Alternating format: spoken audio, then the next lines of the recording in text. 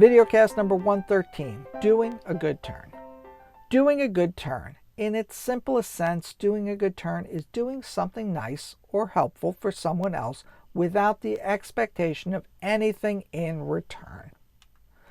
When I think of it, I think back to the movie Bill and Ted's Excellent Adventure and the catchphrase, be excellent to each other, which really encompasses the same thought.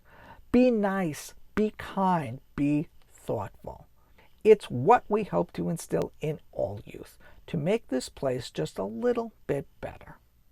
As stated by James E. West, Chief Scout Executive in 1928, while Scouts should not be expected to parade their services, it would be helpful if Scout leaders, parents, and others would encourage boys in the doing of good turns and recognize the difference between normal household and other chores and actual good turns. Selfishness is almost a universal evil.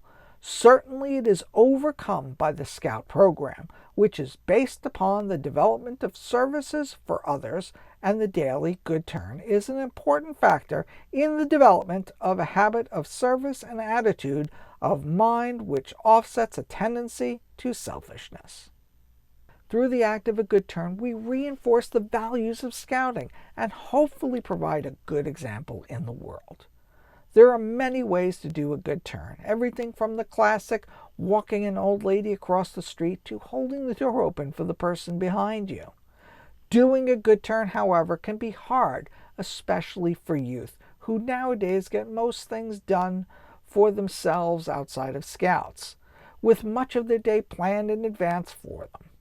This limits their opportunity to pick their heads up and look around and realize that the world does not exist solely for their benefit. A good turn lets Scouts and people in general think about others.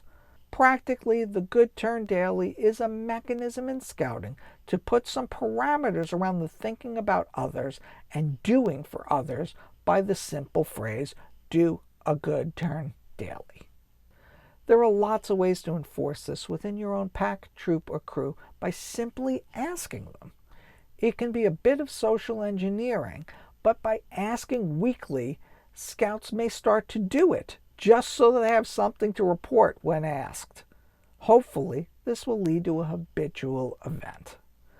Doing a good turn is actually intertwined with a good part of the Scout oath and law.